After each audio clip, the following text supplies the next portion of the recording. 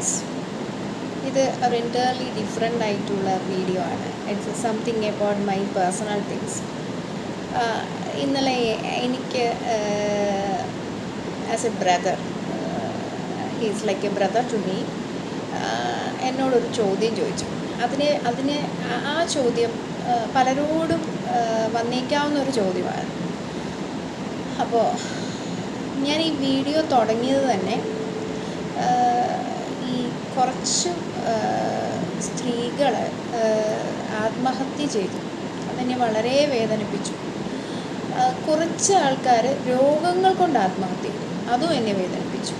അപ്പോൾ ഇത് പ്രിവെൻറ്റ് ചെയ്യാൻ, അല്ലെങ്കിൽ ഇത് ഇല്ലാണ്ടാക്കാൻ, എൻ്റെ ജീവിതം തന്നെ ആളുകൾക്ക് മുമ്പിൽ എത്തിച്ച് എന്തെങ്കിലും ഒരു മോട്ടിവേഷൻ ആവുന്നെങ്കിൽ ആയിക്കോട്ടെ എന്ന് കരുതിയിട്ടാണ്. പിന്നെ എനിക്ക് കുറച്ച് ദിവസമായിട്ട് ഒരുപാട് കോളുകൾ, അതായത് ഞാൻ ക്യാൻസർ എന്ന രോഗത്തിൽ പിടിപെട്ടപ്പോഴും വളരെ സാമ്പത്തികമായി ബുദ്ധിമുട്ടിയപ്പോഴും ഞാൻ ഒറ്റയ്ക്ക് ഒരു യുദ്ധം ഇത്രയും നാൾ നയിച്ചപ്പോഴും ഒന്നും അന്വേഷിക്കാതിരുന്ന ആൾക്കാർ ഇപ്പോൾ എന്നെ വിളിക്കുന്നുണ്ട്.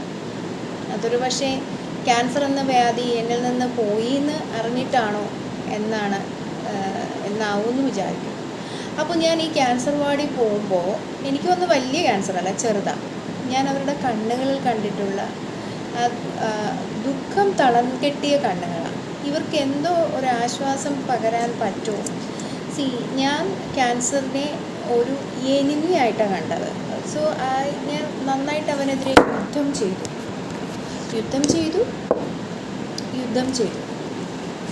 ഞാൻ ജയിച്ചു.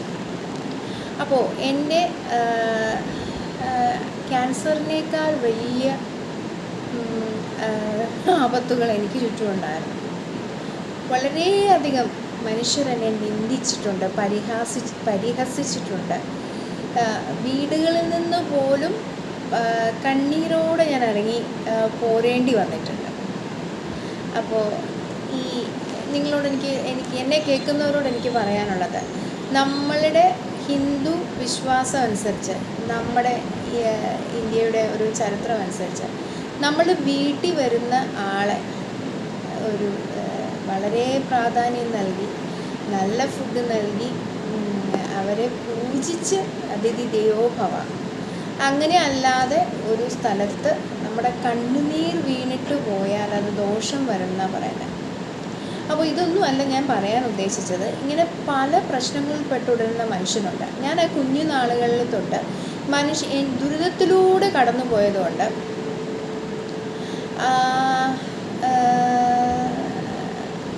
ഞാൻ സമൃദ്ധിയിലും ഇല്ലായ്മയിലും ജീവിച്ചതുകൊണ്ടും ലോകത്തിലെ ഏകദേശം ദുഃഖങ്ങളിലൂടെ കടന്നു പോയതുകൊണ്ടും എനിക്ക് അതുപോലെ അനുഭവിക്കുന്ന മനുഷ്യരെ കണ്ടാൽ മനസ്സിലാകുമായിരുന്നു. അവരെന്നോട് പറയുകയും ചെയ്യുമായിരുന്നു. അപ്പോൾ ഇന്നലെ എനിക്ക് എതിരെ വന്ന ഒരു ചോദ്യമാണ്, എന്നോട് വളരെ ബഹുമാനവും സ്നേഹവുമുള്ള ഒരാൾ വളരെ വിഷമത്തോടെ ചോദിച്ചതാണ്. ഞാൻ മിനിയെ 25 വർഷമായി കാണുന്നുണ്ട്. ഈ 25 വർഷവും മിനി കഷ്ടപ്പാടിലും ദുരിതത്തിലുമാണ്. എങ്ങനെ ഇത് സഹിച്ചു? എന്താ ദൈവം ഇതിലൊരു മാറ്റം വരുത്താത്തത്? കുറച്ച് നാൾ ഡിപ്രഷനൊക്കെ ഉണ്ടായിരുന്നു, ഇല്ലെന്ന് പറഞ്ഞാൽ. നമ്മളെ മനുഷ്യർ ഒറ്റപ്പെടുത്തുമ്പോൾ, നമ്മളെ പരിഹസിക്കുമ്പോൾ, നിന്ദിക്കുമ്പോഴൊക്കെ എന്നെ രക്ഷിച്ചിരുന്ന വാക്യമാണ്, ഭൂമിയിൽ സന്മനസ്സുള്ളവർക്ക് സമാധാനം. സന്മനസ്സുള്ളവർക്കാണ് സമാധാനം എന്ന് പറഞ്ഞത്. സൗന്ദര്യമോ പണമോ പ്രശസ്തിയോ അല്ല, സന്മനസ്സുള്ളവർക്ക് സമാധാനമാണ്. അപ്പോൾ ഈ 25 വർഷം ഞാനിങ്ങനെ കഷ്ടപ്പാടിലായിരുന്നു. ഓരോ കാര്യങ്ങളും ഒരുപാട് നാൾ ആഗ്രഹിച്ച് ആണ്, ചെറിയ കാര്യങ്ങളാണ് കേട്ടോ, വലുതൊന്നുമല്ല. ഞാൻ ആഗ്രഹിച്ച ഓരോരോ ചെറിയ കാര്യങ്ങൾ, അത് ഞാൻ നേടിയെടുത്തതാണ്. അപ്പോൾ ഇങ്ങനെ ഒരു ഇത്രയും ഞാൻ വിചാരിക്കുന്നു എൻ്റെ സ്റ്റോറി, എൻ്റെ കഥ ഒരു ബുക്കാക്കിയാൽ ഇപ്പോഴത്തെ തലമുറയ്ക്ക് അതൊരു ബെസ്റ്റ് മോട്ടിവേഷണൽ ബുക്കായി മാറും. പലരെയും ആത്മഹത്യയിൽ നിന്ന് പിൻവലിക്കുമെന്നും ഞാൻ വിചാരിക്കുന്നുണ്ട്. ഒരാളെ കൊല്ലാനുള്ള, മാനസികമായി തകർക്കാനുള്ള ഏറ്റവും വലിയ മാർഗമാണ് അയാളെ ഒറ്റപ്പെടുത്തുക. ഒരു അസുഖം വന്നു കഴിഞ്ഞ കുറേ നാളുകളായി തനിയെ ഒരു യുദ്ധം നയിച്ച് കുറേ നാൾ സ്വന്തമായി ഒരു ജോലിക്ക് പോലും പറ്റാതെ ചുറ്റുമുള്ളവരെയും എല്ലാവരെയും സ്നേഹിക്കാനാണ് ദൈവം പറഞ്ഞിരിക്കുന്നത്. ആ സ്നേഹത്തിനെല്ലാം എനിക്ക് തിരിച്ചു കിട്ടിക്കൊണ്ടിരുന്നത് ചതിയായിരുന്നു. അപ്പോൾ ഞാനിതെങ്ങനെ ഇതൊക്കെ ഒരുപാട് കാര്യങ്ങൾ, ഒരുപാട് ഇപ്പോൾ അതെല്ലാം നിങ്ങളോട് പറഞ്ഞൊരു സിമ്പതി പറ്റണമെന്നോ അല്ലെങ്കിൽ അതിലൂടെ എന്തെങ്കിലും ബെനിഫിറ്റ്സ്, അതല്ല എൻ്റെ ഉദ്ദേശം. ഞാൻ ഈ 100 പവൻ്റെ സ്വർണവും ഒരു കാറും 1 ഏക്കർ സ്ഥലവും കൊടുത്ത് കല്യാണം കഴിപ്പിച്ച് വിട്ട കുട്ടി ഭർത്താവ് ഒന്ന് വഴക്ക് പറഞ്ഞെന്നോ അല്ലെങ്കിൽ ഈ ജീവിതം ഇത് മുന്നോട്ട് പോകാൻ പറ്റില്ല എന്ന് പറയുമ്പോൾ ആത്മഹത്യ ചെയ്യേണ്ട ആവശ്യമുണ്ടോ? ഇവിടെയും ഞാൻ പറയുന്നു, അവരവരുടെ വേദന അവരവർക്ക് വലുത്. എന്നെ ഏറെക്കുറെ രക്ഷിച്ചത് 75% രക്ഷിച്ചത് എൻ്റെ വായനയാണ്. അപ്പോൾ ഞാൻ ഏറ്റവും കൂടുതൽ ഇഷ്ടപ്പെടുന്ന ഒരു റൈറ്ററാണ് ജോസഫ് മർഫിയുടെ ബുക്കുകൾ എന്നെ വളരെയധികം സഹായിച്ചിട്ടുണ്ട്. ഞാൻ എലോണായിരുന്നു, ഞാൻ തനിച്ചായിരുന്നു. ഞാൻ ക്യാൻസർ വാർഡിലേക്ക് ട്രീറ്റ്മെൻറ്റിന് പോകുമ്പോൾ ഞാൻ വീട്ടിൽ നിന്ന് ഇറങ്ങുമ്പോൾ എന്നോട് എന്നെ കുഞ്ഞു പറയുന്നുണ്ട്, അപ്പം മരിച്ചു പോവുകയാണെങ്കിൽ, ചെറിയ ക്യാൻസറായിട്ടോ എനിക്ക് വന്നത്, മരിച്ചു പോവുകയാണെങ്കിൽ എൻ്റെ മുറിക്കുള്ളിൽ തന്നെ അടക്കിയിരിക്കണേ. ഞാൻ ക്യാൻസർ വാർഡിലേക്ക് എൻ്റർ ചെയ്ത് കഴിയുമ്പോൾ എൻ്റെ റിലേറ്റീവ് കോളത്തിൽ സൈൻ ചെയ്യാൻ കൊറോണ സമയമായതുകൊണ്ട് ഞാൻ ആരെയും ബുദ്ധിമുട്ടിക്കാത്തതുണ്ട് കേട്ടോ, എനിക്കങ്ങനെ ബുദ്ധിമുട്ടിക്കുന്ന ഇഷ്ടമില്ല. പക്ഷെ എനിക്കൊരു വിഷൻ ബോർഡ് ഉണ്ടായിരുന്നു. ഞാൻ വളരെ ഭംഗിയായിട്ട് സുനിൽ സാറിൻ്റെ അടുത്ത് പറഞ്ഞിട്ട് പോയിട്ടുണ്ടായിരുന്നു. ഞങ്ങളുടെ അന്ന് പാലിയേറ്റീവ് കെയറിൻ്റെ ഡയറക്ടറായിരുന്നു. സാർ, എനിക്ക് വേദന സഹിക്കാൻ പറ്റില്ല, വേദന വന്നാൽ സൂയിസൈഡൽ തോട്ട്സ് വരും. ഇത് മാത്രം പറഞ്ഞിട്ടാണ് ഞാൻ RCCയിലേക്ക് പോകുന്നത്. അപ്പോൾ എൻ്റെ കൂടെ കെയർ ഗീവേഴ്സ് ഇല്ല. ഞാനൊരു സിംഗിൾ മദറാണ്. അത്യാവശ്യം വളരെ സമൃദ്ധിയിൽ ജീവിച്ച ഞാൻ, അത്യാവശ്യം സാമ്പത്തിക ബുദ്ധിമുട്ടുകളിലെത്തി. അവിടെ നിങ്ങളോട് ഞാൻ പറയുകയാണ്, എനിക്കതൊരു വെക്കേഷൻ പോലെയായിരുന്നു RCC വാസ് എ വെക്കേഷൻ പോലെ എനിക്ക് തോന്നി. വളരെ ഭംഗിയുള്ള റൂം കിട്ടി, വളരെ വിസ്തൃതമായ റൂം. എൻ്റെ കൂടെ ഒരാളുണ്ടായിരുന്നു. സർജറിയുടെ ഒരു വേദനയും ഞാൻ അറിഞ്ഞില്ല. ICUയിലേക്ക് ഷിഫ്റ്റ് ചെയ്തു. അവിടെ ഞാൻ തൈറോയ്ഡ് സർജറി കഴിഞ്ഞ ഞാൻ പാട്ടുപാടി. ആ സർജറി പിറ്റേ ദിവസം തന്നെ 4th ഡേ ഞാൻ വെട്ടുകാടും ആറ്റുകാടും പോയി. ഇതിനൊക്കെ എന്നെ സഹായിച്ചത് എൻ്റെ പ്രാർത്ഥനയായിരുന്നു. ആളുകൾ എന്നെ ഒറ്റപ്പെടുത്തിയപ്പോഴൊക്കെയും ഒരു മുറിയിൽ അടച്ചിരുന്ന് പ്രാർത്ഥിക്കുമായിരുന്നു. Because I know the power of prayer. നിങ്ങൾക്കും അത് പ്രാർത്ഥിച്ച് മനസ്സിലാക്കാൻ പറ്റും. അപ്പോൾ ഈ 25 വർഷമായി തനിച്ച് ഓരോ ഇടങ്ങളിലും അപമാനം മാത്രമേ ഉണ്ടായിട്ടുള്ളൂ. ചില മനുഷ്യർ ദൈവത്തിൻ്റെ പ്രതിരൂപമായി സമാശ്വസിപ്പിക്കാൻ എത്തിയിട്ടുണ്ട്. അപമാനിച്ചവരോട് എനിക്ക് പരാതിയുമില്ല. പക്ഷേ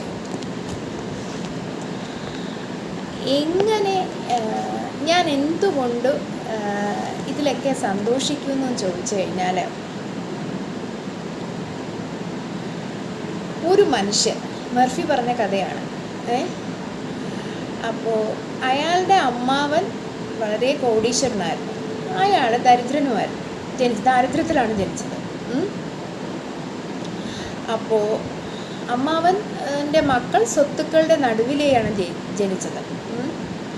അപ്പോൾ അമ്മ ഇയാൾക്ക് പറഞ്ഞു കൊടുക്കും, അവർ മുൻ ജന്മത്തിൽ തന്നെ സമ്പന്നനായിട്ടാണ് ജനിച്ചതെന്നും അതിനാൽ സന്തുലിതാവസ്ഥ നിലനിർത്തുന്നതിനാണ് ദൈവം ഈ ജന്മത്തിൽ ഇയാളെ ദരിദ്രനായി ജനിപ്പിച്ചതെന്നാണ് ഈ ദരിദ്രനായ മനുഷ്യന് അമ്മ പറഞ്ഞു കൊടുത്തത്. അപ്പോൾ ഈ നിരവധി സ്വത്തുക്കൾ കൈവശമുള്ള ഒരു കോടീശ്വരനും പ്രബുദ്ധനും ആത്മീയ ജ്ഞാനിയുമാകാൻ സാധിക്കും. എന്നാൽ ദരിദ്രരായ മറ്റു ചിലരാകട്ടെ ഏറ്റവും ദുഷ്ടരും സ്വാർത്ഥരും അസൂയാലുക്കളും അതിമോഹികളുമാണ് താനും. ഇതൊക്കെ പറഞ്ഞു മനസ്സിലാക്കുവാണ്. അപ്പോൾ അയാളുടെ ചെറുപ്പത്തിൽ ഈ മനുഷ്യൻ വർത്തമാന പത്രങ്ങളൊക്കെ വിറ്റ് ജനാലകളൊക്കെ കഴുകി അങ്ങനെ ചെറിയ ജോലികളൊക്കെ ചെയ്ത് ഇന്ന് അദ്ദേഹം ഒരു സർജനാണ്. അപ്പോൾ അയാളുടെ ജീവിതത്തിൻ്റെ ആപ്തവാക്യം, നിങ്ങളുടെ ദർശനം എന്തോ അങ്ങോട്ടേക്ക് നിങ്ങൾ സഞ്ചരിക്കും. മനസ്സിലായോ? അപ്പോൾ അയാളുടെ ബോധമനസ്സിനനുസരിച്ച് അയാൾ സഞ്ചരിച്ചു. അയാളുടെ അമ്മാവൻ ഒരു കോടീശ്വരനായിരുന്നു.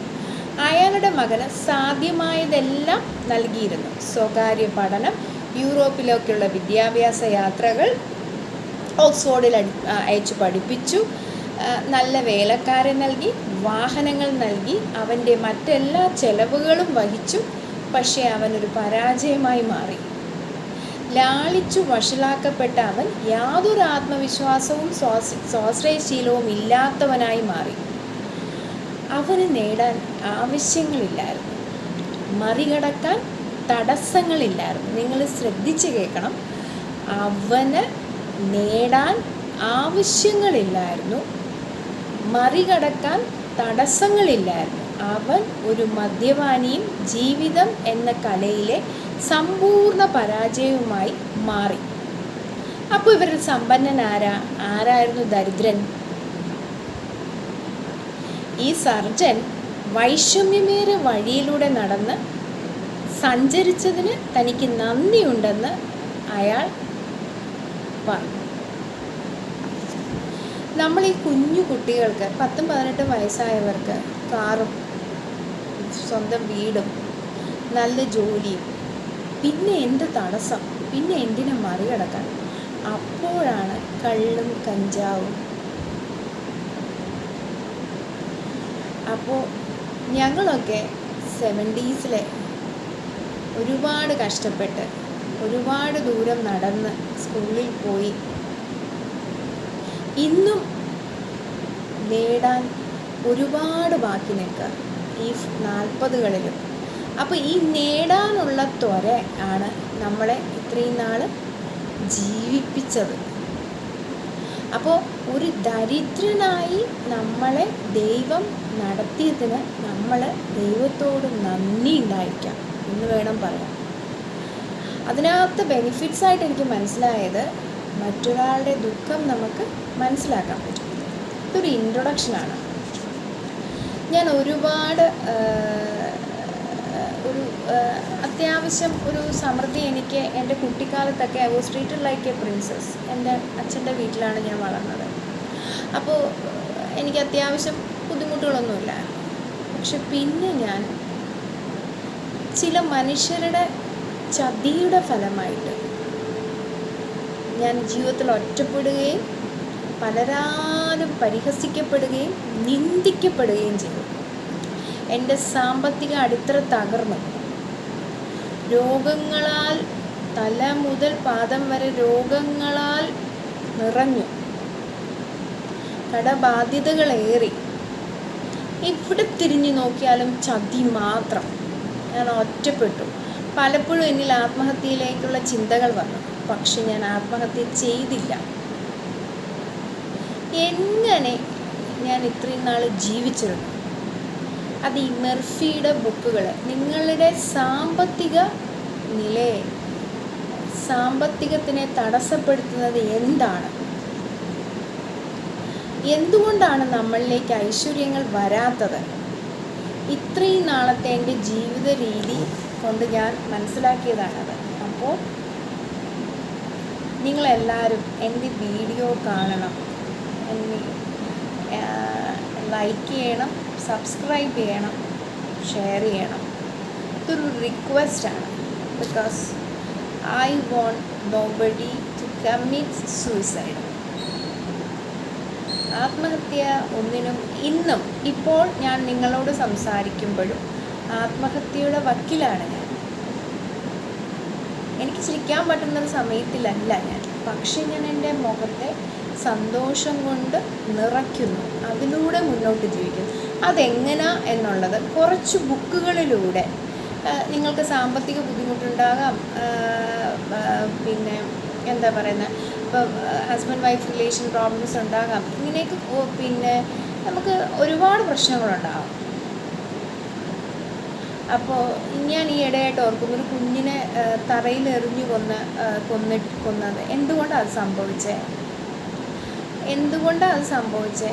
നമ്മുടെ കുഞ്ഞുങ്ങൾ എന്ത് സംഭവിച്ചാലും നമ്മളോട് തുറന്ന് പറയാൻ തക്ക ഒരു ആത്മബന്ധം, ഇങ്ങനെ ഒരുപാട് കാര്യങ്ങൾ എനിക്ക് നിങ്ങളോട് പറയാനുണ്ട്. ഓരോ എപ്പിസോഡ്സിലും ചെറുതായിട്ട് ഒരു കൂടുതൽ സമ്പന്നമായ ജീവിതത്തിന് നിങ്ങളുടെ ഉപബോധ മനസ്സിൻ്റെ ശക്തിയാണ്, നമ്മുടെ ഉപബോധ മനസ്സിൻ്റെ ശക്തി കൊണ്ട് നമുക്ക് പല പ്രശ്നങ്ങളും മാറ്റിയെടുക്കാൻ പറ്റും.